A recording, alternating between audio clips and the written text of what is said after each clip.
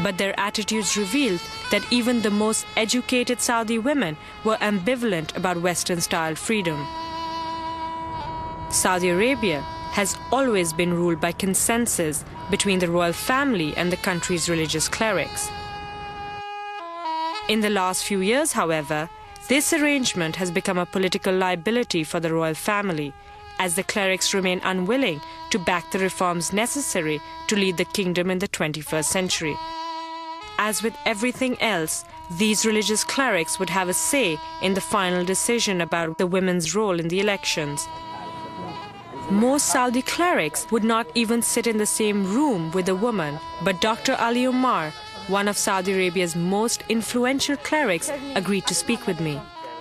He recently delivered a paper highly critical of expanding the women's role in Saudi society. From an outsider's point of view, I asked him what he thought about the role of women in an Islamic society. In reality, Saudi society overall offers a model on good treatment of women and appreciating women.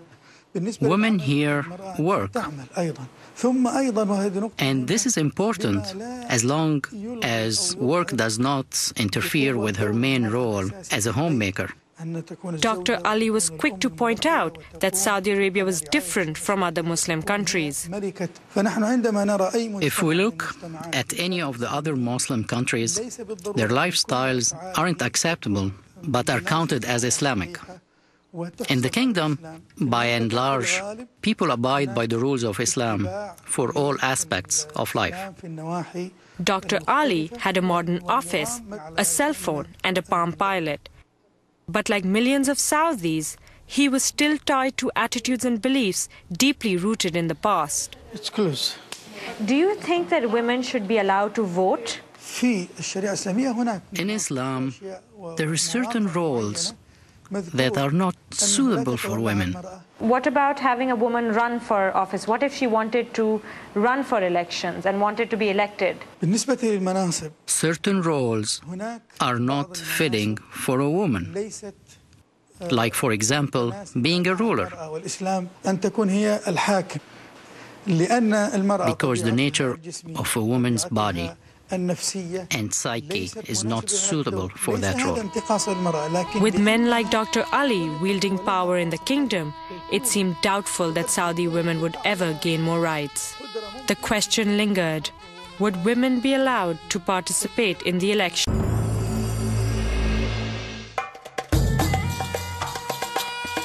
My time in Saudi Arabia was coming to an end. I had spent 4 weeks exploring the women's movement in the kingdom. Saudi women had taken enormous strides in the past few years, but they still had a long way to go. Perhaps the upcoming elections would help change that. If women were given the opportunity to vote and run for office, their influence would vastly increase. But that was not to be, as I found out on my last day in the kingdom.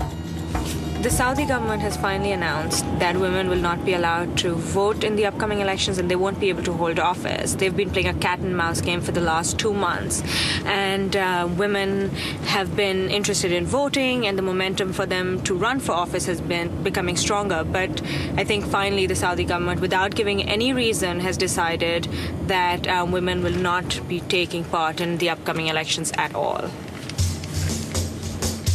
1,000 questions raced through my head. Why had the government let the momentum get so strong before making their decision? What part did the religious clerics play? How deep were the divisions? I hoped that Raed Al-Kusti, the bureau chief of the Arab News, could help me understand what had happened. Raed didn't seem surprised by the outcome. I don't see society really ready at the time being for women to run for the elections. Things are slightly beginning to change. But unfortunately, even in our textbooks, in our curricula, in our lifestyle, in our culture, we're still advocating that women should not be as men, meaning that they're created as women. That means that they belong or they need to stay at home. Fine. Yet, some Saudi men clearly support a woman's right to a political voice in society. I personally believe that they should vote, because in the end of the day, they are citizens. They have a right, and that right is not only to vote, but as a citizen, they have the right to run for that post. I left Riyadh wondering whether Saudi women would ever be treated as equal citizens. Did they want to be treated as equals? A local market provided some insight. Only 2 decades ago, there were no shopping malls and fast food chains. These markets were social and commercial centers. This market was not segregated. Men and women sold everything from vegetables to straw hats side by side. Though our crew was covered from head to toe in black, the women in the market objected to our cameras, calling us immoral for filming among men. It was another reminder that much of Saudi society does not support the push to empower women. I made one last stop before heading to the airport.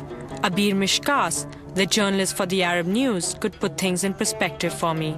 Do you think that some people are of the view that if they let women vote, then what will come next? It's like open a floodgate for women's rights. But I think it's just most men don't trust women. They don't think that they have the brains to do something like as good as men. And that's a really big problem because, I don't know, somehow we just have to prove them wrong. Has the government given any specific reasons as to why women cannot vote or hold office? Well, the reasons given are more like technicalities, that there are no space, no places for women to go and just, and give their votes. They don't have time to get like IDs for all the women who want to participate.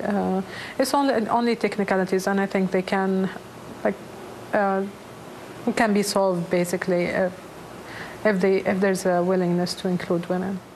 You wrote about the candidates, the female candidates that want to run for elections. Have you spoken to them? Have you found out their level of disappointment? Well, see, the thing is, they were ready. They had in mind that they might not be given that chance.